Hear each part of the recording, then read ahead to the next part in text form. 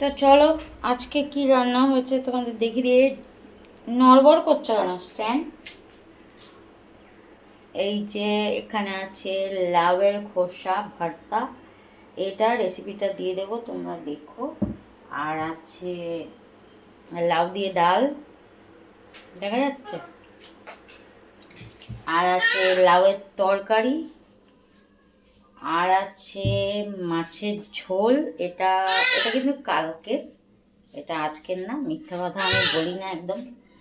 আর আছে এই যে আলুর পরোটা, এটা আজকে বানিয়েছি। তো কেমন হয়েছে জানিও সবাই, আজকের ব্রেকফাস্টটা কেমন হবে।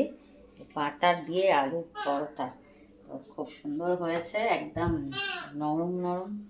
চলো একটু আমি খেয়ে দেখি কেমন লাগছে আলুর পরোটাটা।